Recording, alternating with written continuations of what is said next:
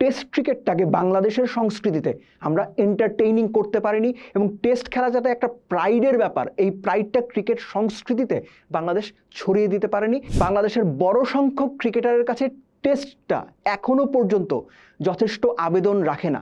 বাংলাদেশের ক্রিকেটারদের কাছে টেস্ট খেলাটা মানে waste of time. 2025 test status পাওয়ার 25 বছর পূর্ণ করলো Bangladesh. Congratulations Bangladesh cricket board, congratulations Bangladesh cricket দল। একটা কুইজ আপনাদের জন্য, এই যে 25 বছরের পথ পরিক্রমা, এই 25 বছরে বাংলাদেশ কয়টা টেস্ট জিতেছে?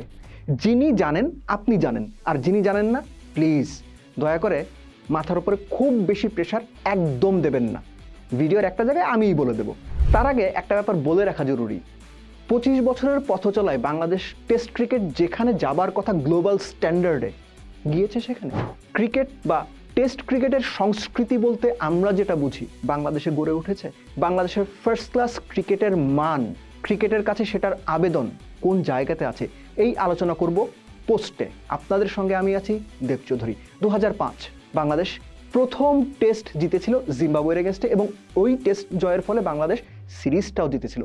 পরবর্তী 10 বছর, এক দশক, 2005 থেকে 2015, এই এক দশকে বাংলাদেশ টেস্ট জিতেছিল 7টা, এর মধ্যে 5টা ওই যে বলে না ওল্ড ফ্রেন্ড কিংবা ছোটবেলার বন্ধু, বুঝে গেছেন নিশ্চিতভাবেই জিম্বাবুয়ের এগেনস্টে। আর বাকি 2 টেস্ট খর্বশক্তির ওয়েস্ট ইন্ডিজের বিপক্ষে ওয়েস্ট ইন্ডিজে গিয়ে বাংলাদেশ ওয়েস্ট ইন্ডিজকে হারিয়েছিল সাকিব আল হাসানের নেতৃত্বে। এবং ওয়েস্ট ইন্ডিজ ক্রিকেটে তখন একটা স্ট্রাইক চলছিল, দ্বিতীয় সারির ক্রিকেটারদের দিয়ে দল গঠন করা হয়েছে। বাংলাদেশ টেস্ট সিরিজ জিতেছিল, 2 টেস্ট জিতেছিল। তারপর 2015 থেকে চলতি বছর অর্থাৎ 2025, এই 10 বছরে বাংলাদেশের টেস্টের অর্জনের ঝুলিতে বেশ কিছু পালক যুক্ত হয়েছে। 16টা টেস্ট এই সময়ে বাংলাদেশ জিতেছে। আপনার কিন্তু হিসাবটা পেয়ে যাওয়ার কথা। 2005 থেকে 15 এই সময়ে 7টা, আর তারপরে 16টা, কটা হলো? 23টা। ঠিক গুনেছেন আপনি। বাংলাদেশ 25 বছরে 23টা টেস্ট জিতেছে। অঙ্কের হিসেব বলছে গড়ে প্রত্যেক বছর বাংলাদেশ একটা করেও টেস্ট জেতেনি। 25 বছরে 23টা টেস্ট জেতা। দর্শক হিসেবে আপনি খুশি? আপনি খুশি থাকলে আমিও খুশি, কিন্তু আপনি খুশি কিনা নিজেকে একবার জিজ্ঞেস করুন। এই যে 2015 থেকে 2025 এই সময়ে বাংলাদেশ দুর্দান্ত কিছু টেস্ট জিতেছে, যার অন্যতম ঘরের মাঠে পরাক্রমশালী অস্ট্রেলিয়া এবং দুর্দান্ত দল ইংল্যান্ডকে হারানো। এই দুটো টেস্ট জেতাকে বাংলাদেশের অনেক বিশ্লেষকই মনে করেন বাংলাদেশের টেস্ট ক্রিকেটের অন্যতম সেরা অর্জন। এর সঙ্গে আপনি যোগ করে নিন এর পরবর্তীতে এই তো কিছুদিন আগেই নিউজিল্যান্ডে গিয়ে নিউজিল্যান্ডকে বাংলাদেশ মাউন্ট মাঙ্গানুইতে টেস্টে হারিয়েছে। অনেকে আবার মনে করেন ওটাই এখনো পর্যন্ত বাংলাদেশের টেস্ট ক্রিকেটের বেস্ট এভার উইন। অস্ট্রেলিয়াকে হারানো, নিউজিল্যান্ডকে হারানো ঘরের মাটিতে, এই ব্যাপারগুলো একরকম, কিন্তু আপনি যখন নিউজিল্যান্ডকে বাইরে গিয়ে হারাবেন, নিউজিল্যান্ডের মাটিতে হারাবেন, তখন সেটা সম্পূর্ণ ভিন্ন একটা ব্যাপার। এর পাশাপাশি বাংলাদেশ কিছুদিন আগে পাকিস্তানের বিপক্ষে পাকিস্তানে গিয়ে পাকিস্তানকে 2 ম্যাচের টেস্ট সিরিজে হোয়াইট ওয়াশ করে এসেছে। এটাও একটা ভালো অর্জন, বড় অর্জন। শুধু তাই নয়, বাংলাদেশ নিজেদের 100তম টেস্টে শ্রীলঙ্কাতে গিয়ে শ্রীলঙ্কাকে হারিয়েছে। অর্থাৎ এই যে 2015 থেকে 25 এই সময় যে বাংলাদেশ 16টা টেস্ট জিতেছে, এর মধ্যে বেশ কয়েকটা বড় দলকে বাংলাদেশ হারিয়েছে।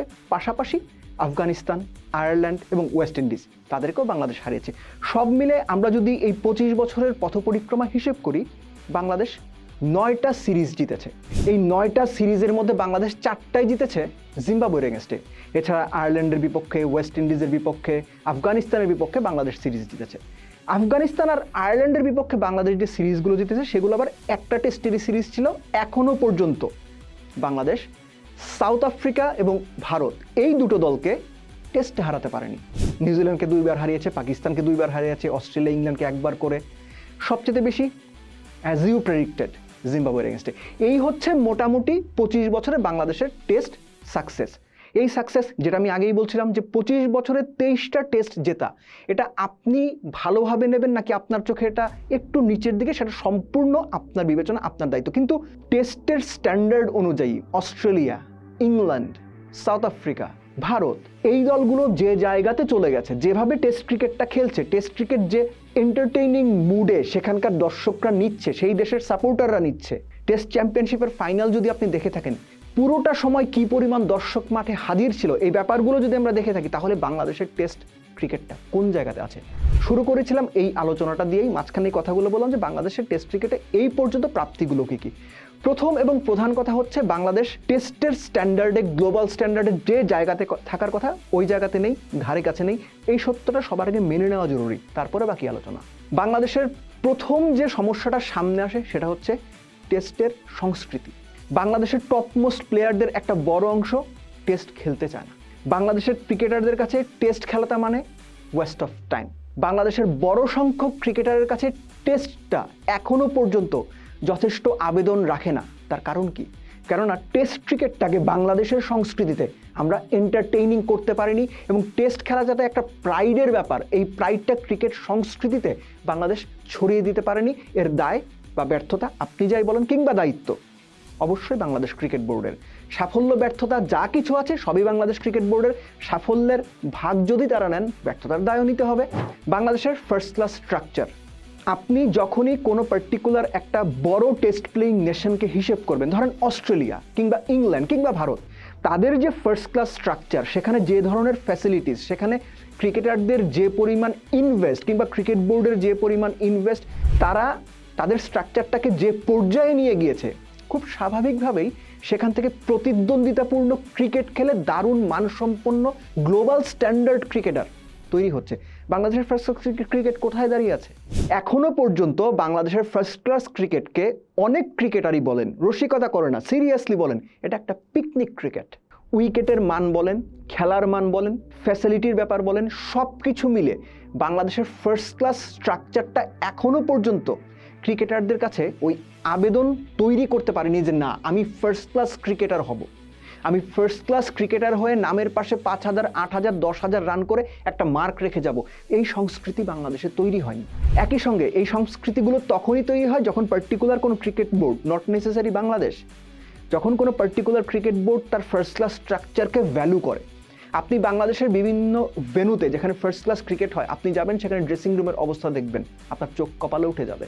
আপনি যে উইকেট দেখবেন, সেই উইকেট কখনো স্পিন ফ্রেন্ডলি, কখনো ব্যাটিং ফ্রেন্ডলি, কিন্তু পেস বোলিং ফ্রেন্ডলি উইকেট আপনি খুব কম পাবেন। অর্থাৎ একটা মিক্সচার অফ উইকেট কিংবা ফার্স্ট ক্লাসের জন্য সময় উপযোগী উইকেট, যুগ উপযোগী উইকেট যে তৈরি করার ব্যাপারটা, সেটা কিন্তু বাংলাদেশ ক্রিকেটে অনুপস্থিত। শুধুমাত্র ফার্স্ট ক্লাস ক্রিকেট না, এর সঙ্গে ছোট্ট করে অ্যাড করে রাখা যায় বাংলাদেশের ডোমেস্টিক সার্কিটে হোয়াইট বল ক্রিকেটেও উইকেট নিয়ে প্রচণ্ড রকম সমালোচনা রয়েছে। ন্যাশনাল টিমের ক্রিকেটাররা বা সাবেক ক্যাপ্টেনরাও বিভিন্ন সময় সেটা নিয়ে সমালোচনা করছেন বা এখনও করছেন।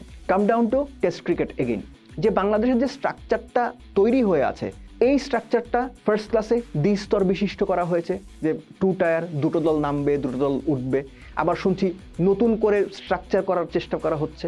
এই যে সাফল রিসাফল, এ সব কিছুই হয়, কিন্তু ফার্স্ট ক্লাস ক্রিকেটটা ক্রিকেটারদের কাছে ফিনান্সিয়ালি, স্পন্সরদের কাছে, ব্র্যান্ডিংয়ের দিক থেকে এবং একই সঙ্গে দর্শকের কাছ থেকে খেলার মান দিয়ে কোনোভাবেই এমন একটা স্ট্যান্ডার্ড ক্রিকেট বোর্ড বা ক্রিকেটাররা সেট করতে পারছেন না যেটা মানুষকে ফার্স্ট ক্লাস স্ট্রাকচার সম্পর্কে বাংলাদেশের একটা পজিটিভ কিংবা ভালো কিছু ভবিষ্যতে হবে এরকম একটা ধারণা দেয়। সো এই অবস্থা যদি চলতে থাকে তাহলে বাংলাদেশের টেস্ট ক্রিকেট 25 বছরে যে 23টা টেস্ট মোটে জিতেছে, এর পরের 25 বছরে যদি 30টা টেস্ট জেতে অবাক হওয়ার কিছু থাকবে না। বাংলাদেশ ক্রিকেট বোর্ড এই উপলক্ষে, এই 25 বছর পূর্তি উপলক্ষে অনেক রকম আয়োজনের কথা শুনছি। সম্মানিত বোর্ড সভাপতি আমিনুল ইসলাম বুলবুল গণমাধ্যমে কথা বলছেন, তিনি জানিয়েছেন বিভিন্ন বিভাগে বিভিন্ন রকম কুইজ হবে, প্যানেলসদের অংশগ্রহণ থাকবে, বিভিন্ন রকম বাচ্চাদের খেলার আয়োজন করা হবে। সবই ঠিক আছে, এসব কিছু উদযাপনের অংশ, কিন্তু এই উদযাপনের অংশ ছাপিয়ে মাঠের ক্রিকেটটা, ফার্স্ট ক্লাস ক্রিকেটটা কবে ভালো হবে, কিভাবে ভালো হবে, কাদের মাধ্যমে ভালো হবে, কোন স্ট্রাকচারে গেলে ভালো হবে, এই ব্যাপারগুলো সম্পর্কে সুনির্দিষ্ট যুগোপযোগী সিদ্ধান্ত নেওয়া এই মুহূর্তে সবচেয়ে জরুরি। নইলে এই যে বললাম টেস্ট স্ট্যাটাস পাওয়ার 25 বছরে বাংলাদেশ মোটে 23টা টেস্ট জিতেছে, এর দায় যতটা ক্রিকেটারদের ততটাই ক্রিকেট বোর্ডের। কেননা বাংলাদেশ ক্রিকেট সিস্টেম ক্রিকেটারদের ফার্স্ট ক্লাস ক্রিকেট খেলে ইন্টারন্যাশনাল টেস্ট খেলার উপযোগী করে কতটুকু গড়ে তুলতে পারছে, এই প্রশ্নটা সবসময় রয়ে গিয়েছিল, এখনও রয়ে গেছে। এবং একই সঙ্গে আপনি যোগ করে নিতে পারেন, যে পর্যন্ত ফার্স্ট ক্লাস স্ট্রাকচার শক্ত না হবে সেই পর্যন্ত বাংলাদেশের ক্রিকেটাররা বিশ্বমানের টেস্ট প্লেয়িং কান্ট্রি হিসেবে গড়ে উঠবে, এই চিন্তা করাটা সত্যিকার অর্থেই আকাশ কুসুম কল্পনার চেতে এতটুকু কম না।